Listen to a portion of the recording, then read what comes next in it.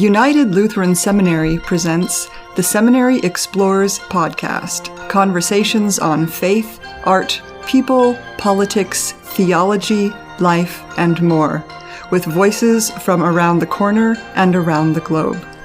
Good day. Welcome to the Seminary Explores.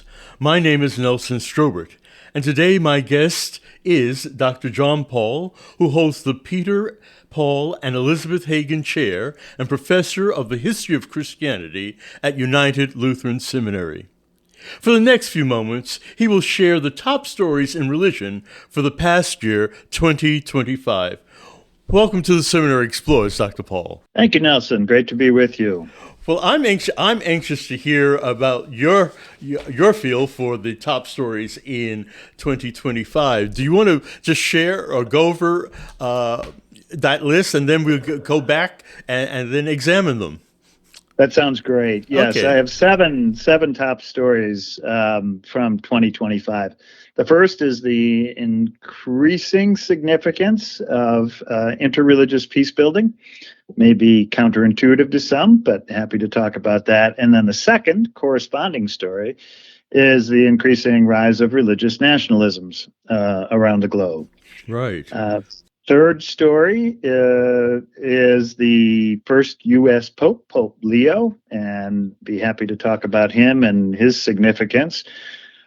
Fourth is the changing dynamics of the American civil religion. And I'll be happy to outline exactly what I mean by that. But basically, I'm talking here about the influence of the current president on religiosity in the United States. Okay. Number 5 is the way the Epstein files are burying the pedophilia scandal in the Roman Catholic Church. And number 6 is rising misogyny in American culture and the rise especially of the trad wives phenomenon.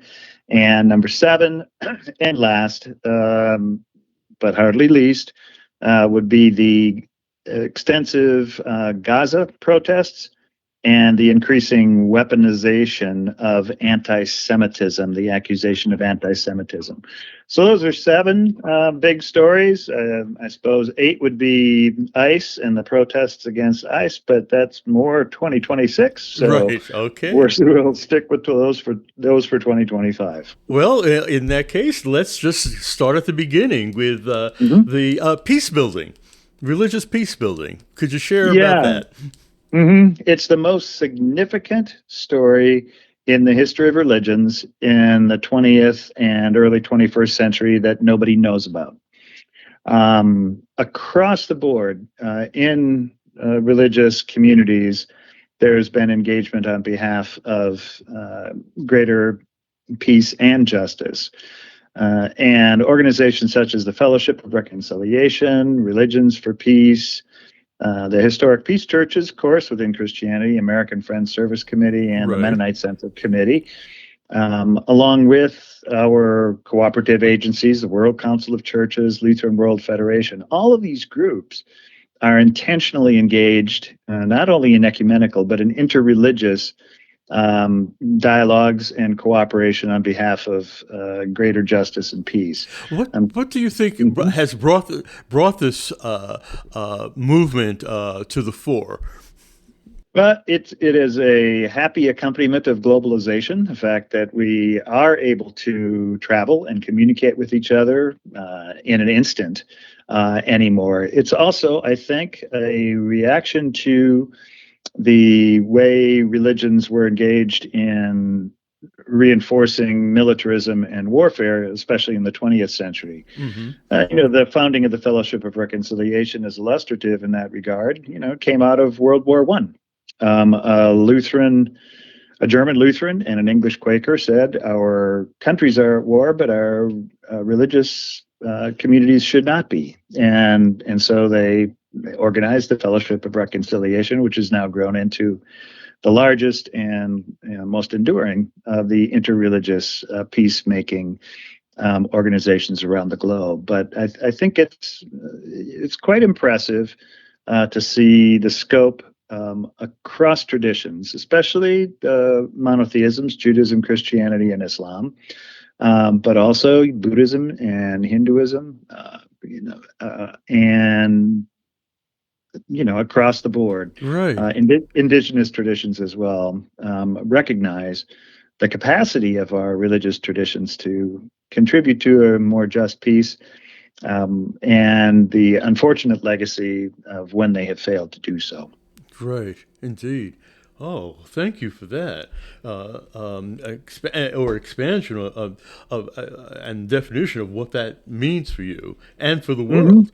Um, Yeah, no, it's quite exciting. I just returned from 10 days in India mhm. and in Jakarta, Indonesia, where I was able to meet with a number of interreligious leaders there. Anies Baswedan, who ran for president of Indonesia in 2024, didn't win, but fascinating, committed, intelligent man. I think he'll be running again, and I hope he gets it. It would be great for the country. And then we met with the chairman of the Center for Dialogue and Cooperation Among Civilizations, M. Dean Sayamsuddin, and had just had great conversations with them about the work they're doing Mhm. on behalf of a more just peace, and making sure Indonesia remains religiously plural and robustly so. So came away from that encouraged, as I have from many meetings over the years with Oh, religious peace builders. It's a very exciting dynamic. oh, that's good to hear. Good to hear. I'm gonna Mhm. push you on, and you mentioned the rise of religious nationalism. One, Mhm. could you define that term for us, for the listening audience, and what that meant, what that means to you?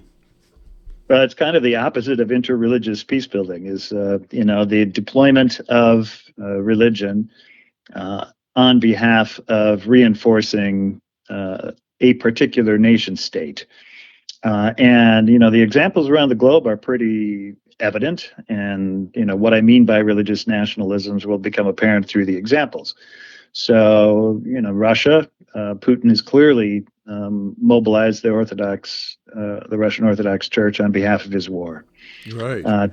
Turkey, the current president, has weaponized Islam against uh, a number of different groups, but especially the group I've studied the most, the Hizmet community, the service movement. Um, in Myanmar, Buddhists are reinforcing the nation state and persecuting Muslims and Christians. In Israel, religious nationalism is defining Israel in new ways.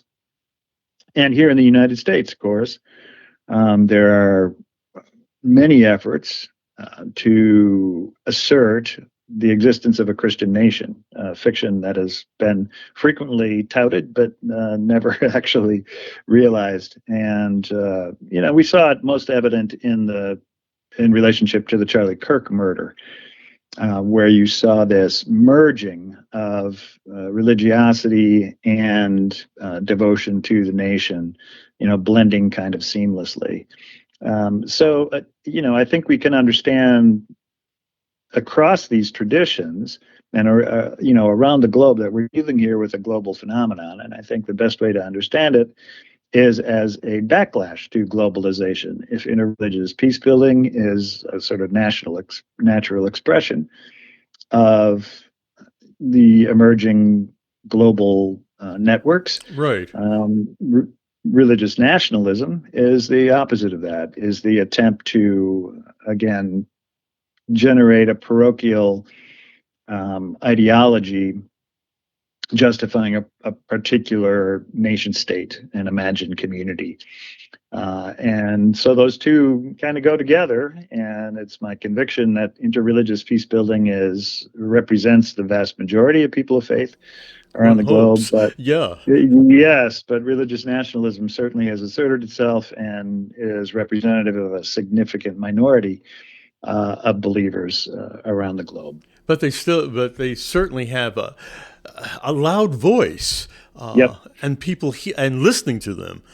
Yes, and unfortunately, the media tends to magnify the legacy media and, of course, the ideologically bent media of the present tends to amplify those actors and agents rather than the ones who are involved in religious peace building. So that's why, again, I say the most significant story that nobody knows is the emergence and growth of religious peace building around the Indeed. globe.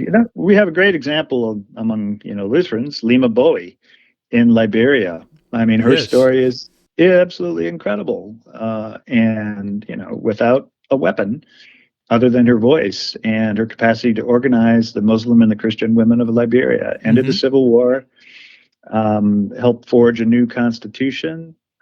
Charles Taylor is, now in jail and will be for the duration of his life, and then led to the election of Ellen Johnson Sirleaf as the first elected female president of an African nation. I mean, it's an amazing story of religious peace building. Indeed. And that's just one example of many from around the globe. Indeed. So I remain hopeful. Oh, good, good, good. I'm going to push you again, and Mhm. you mentioned the first U.S. Pope to be Yes, elected. not the first American pope. It's necessary to point out that Francis was also American, South American, but that language is important to clarify. So the first U.S. born pope, Pope Leo, um, raised in Chicago, where I also studied. Then went to Villanova, and so there's this Augustinian influence on Right. him, which I think is really fascinating. And then spent a lot of time in Latin America, in Peru. So a really interesting mix of skills and talents. And I'm also very hopeful for his papacy that it can be transformative. I was pleased when he made his first apostolic visit to Turkey, of all places. I was a little dismayed at how cozy he was with the president slash dictator Erdogan, but an important signal of his own interreligious commitments and intentions, and I was grateful for that. Right. He's planning his next trip, as I understand it anyway, to Africa, and we'll see, who he winds up meeting with, and which nations in particular he winds up going to. But I think that's a great choice too.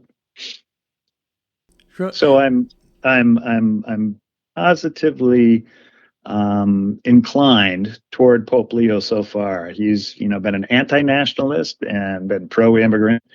Has continued Francis's work on addressing climate change, coming out of the encyclical Laudato Si. And he just most recently made the news for telling priests not to use AI to craft their sermons, which I think is a very good and important thing. Keep us to the task. Yes, correct. In other words, preach the gospel, and not what the technology imagines the gospel to be. And from what you say, his election is a significance not only for Roman Catholics around the world, but for all those of us involved in ecumenical work and Yep, conversation. definitely. And I think we have to understand his election as a counter.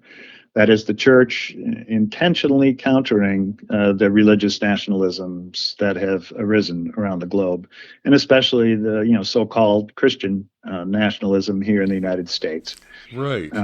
He's undoubtedly aware of that, and has made statements already that are quite contrary to the kinds of statements that you hear coming from the current U.S. administration. Right. In your fourth Mm-hmm. story, you mention the changing dynamics of American civil religion. Yeah. One, So. could you Uh-huh. describe or define what you mean by civil religion? And Right. then what do you see involved in that, in the changing dynamics? So I studied civil religion pretty closely with Martin Marty at the University of Chicago. Right. He was the one who introduced me to the concept, which is that there exists alongside the churches and historic traditions, a sort of foundation of beliefs and practices or discourses and practices that generate, feel loyalty to the nation, the U.S. in this case. And historically, there's been an oscillation between a sort of hyper nationalist, America love it or leave it mentality on the one hand, but then also a thoughtful, pro-democratic and deliberative kind of civil religion on the other. And that oscillation is very much in evidence today. But what has changed, and I explored this in my book, Empire of Sacrifice, The Religious Origins of American Violence, which came out in 2012, I believe it was. And there, I studied violence along the lines of age against young people, race, especially against African Americans, and gender, violence against women and sexual minorities.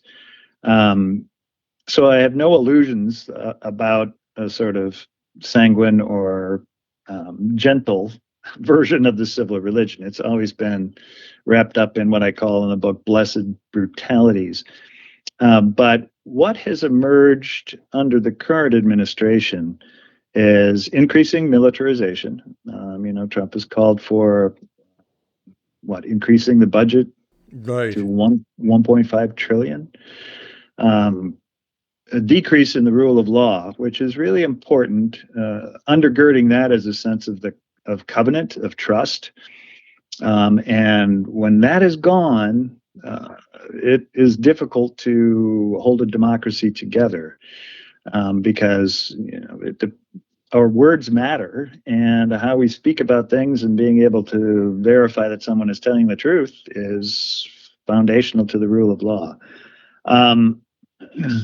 Similarly, there's always been a pretty strong moralism in the American civil religion that wants to clearly differentiate good from evil.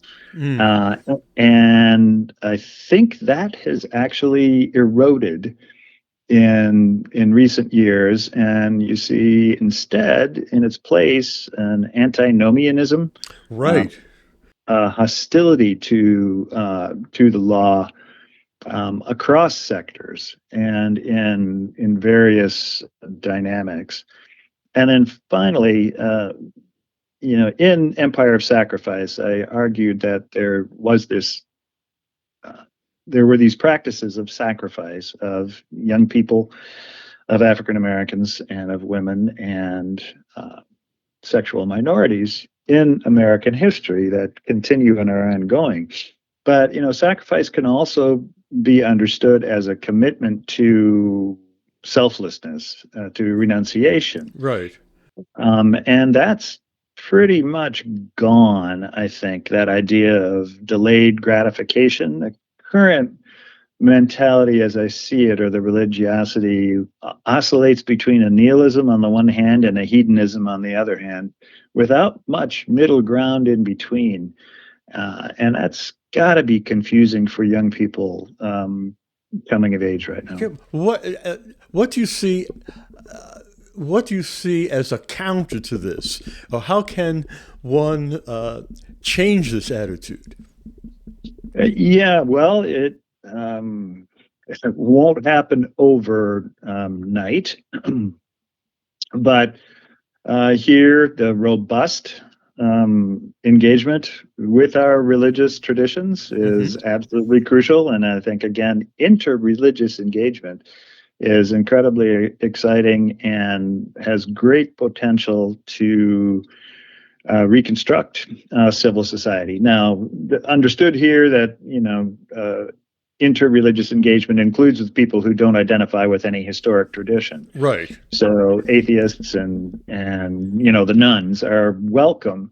As people of commitment who care about civil society, care about democracy, care about dialogue and deliberation. And it won't happen overnight, but it will also take leadership from the top, a very different mentality than we are currently seeing in government. Robust public service. I'll be going to Atlanta next weekend to speak at the Carter Center. And, I reflect on his life, and Yes. we lost him last year. I think he's an example of the kind of faithful engagement with civil society. And, he won the Peace Prize for a reason, and he earned it. The Carter Center has done extraordinary work, again, in peace building, Yes. and health, and democratization. So more of that will be the counter to the militarized, antinomian, nihilistic, hedonistic version of the civil religion that is circulating at present. Okay, thank you. Now you come to something that has been in the news for we've been talking, or in the news, and people have been talking about it, and it keeps coming up, and that is the Epstein scandal. Yeah. Could you expand on that? Well, the unfortunate development is that this fixation on the Epstein scandal, which is, horrific, Yes. the kind of violence done to those young women, mostly is, just unconscionable. And, it points us to the inequality of the rule of law in American culture, where there are elites who are above the law in many ways. And so what this has done is change the focus in American culture from the ongoing pedophilia scandal and the awful abuse of children and youth that occurred not only in the Roman Catholic Church, but it was Right. predominantly in the Roman Catholic Church, and that has, by and large, gone away from public discourse. And I think that's an unfortunate development in this fixation on the Epstein files. And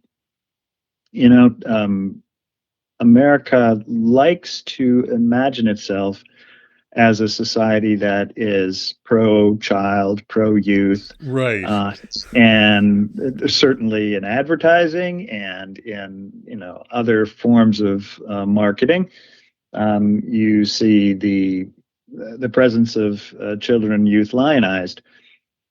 In practice and policy, however, the United States has not done well in caring for children. Public education has continued to be grossly underfunded by most states. Certainly here in Wisconsin, that's been a tragedy. And the commitment to public education has waned Yes, very much so. As vouchers and similar programs have developed. And our family leave policies are a scandal compared to those of almost all of the rest of the world. And yet we proclaim ourselves a pro-child, Right. pro-family society. So my hope is that this fixation on these Epstein files doesn't bury the kind of damage that has been done, not only in the pedophilia scandal in the Roman Catholic Church, but more broadly in the policies of the U.S. government that we, collectively are responsible for. Indeed.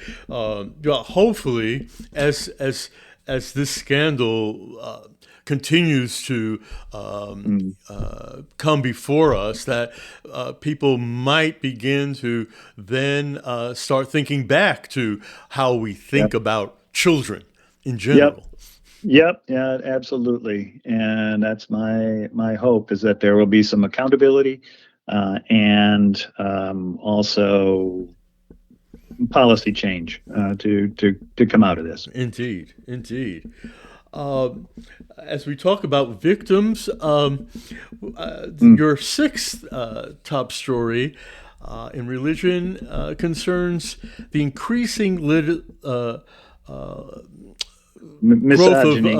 misogyny. Yeah. It is now quote unquote acceptable in many internet chat rooms and forums to be overtly misogynist. That is, woman hating. In the kind of discourse that circulated in locker rooms and places like that in the past is now in public discourse, especially in social media, and corresponding with that is the kind of assertion of mostly white male supremacy in relationship to women, and women who are themselves finding power in submission through the phenomenon of the trad wives. Well, I'm going to press you. What has caused this to occur? I think we've been experiencing an ongoing backlash to the sexual revolution, and you see this in the rolling back of abortion rights, Right. most notably. And so I think what we're seeing is the deepening of the backlash, and it was Nina Simone who in the Backlash Blues put it really well. If you had a soundtrack for to wrap up the podcast, that's what I would recommend you use, Nina Simone's Backlash Blues, because it just really really Yes. nailed it about how the backlash winds up turning around and actually harming the one who imagines that they are asserting supremacy.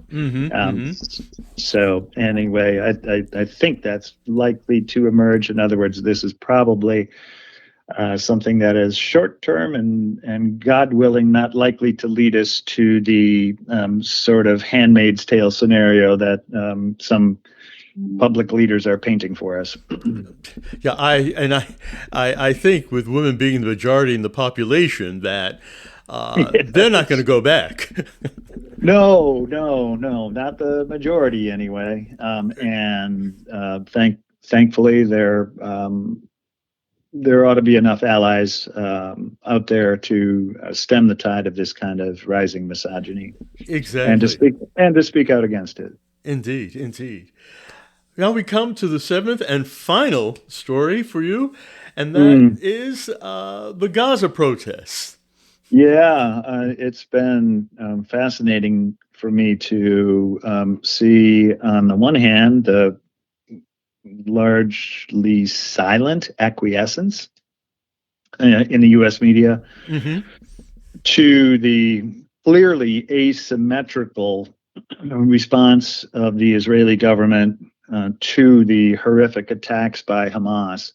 There's no justification for what Hamas did, and yet there's even less justification for the horrific genocide that has taken place in Gaza. And that's not just my word for it. That is the word of people who are well steeped in genocide studies and know it when they see it. And corresponding to that, unfortunately, is the way anyone who tries to speak critically of the Israeli government and of policies is then accused of anti-Semitism. Yes. And we certainly see that trope in public life and from the U.S. administration. And this is across the board. This is both parties. Democrats and Republicans have by and large acquiesced to the ongoing use of U.S. military resources, our tax dollars, to reinforce and to fuel genocide against the Palestinian people. Right. And it's, it's not only Gaza, it's also in the West Bank. The settlers are running amok and destroying village after village after village, Right. In the West Bank.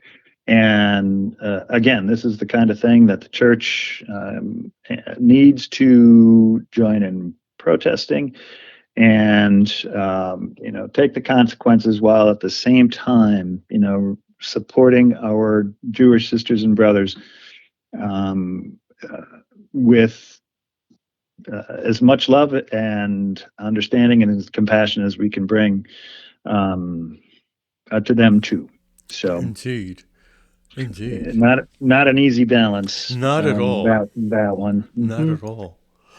Well, I can't believe that we've run out of time, but with all of these, as you look back on 2025, you also, in your comments, have given us hope and the things that we should be or can be hopeful to develop in 2026. And I appreciate that in your comments. Amen. Yeah, the last class that I taught at the seminary was an intensive on religions, violence, and peace. And collectively, as a class, we're working on an Advent devotional that will be focused on hope beyond fear. And it'll be examples of peace building that students themselves have been engaged in, and people they know who have also been active as peace builders. So just to return full circle to that topic, know that we're doing this work at ULS, and we'll continue to do so, God willing. Oh, well, thank you so much for your your comments and your reflections on 2025. You're welcome, Nelson. My guest today has been Dr. Jon Pahl, who holds the Peter, Paul, and Elizabeth Hagen Chair and Professor of History of Christianity at United Lutheran Seminary. And he has shared with us these past few moments his thoughts on the top stories in religion for 2025. For the Seminary Explorers, this is Nelson Strobert. Have a good day. You have been listening to The Seminary Explorers, a production of United Lutheran Seminary with campuses in Gettysburg, Pennsylvania and Philadelphia, Pennsylvania. We invite you to visit our website at unitedlutheranseminary.edu. All opinions expressed on this program are not necessarily those of United Lutheran Seminary or the Evangelical Lutheran Church in America.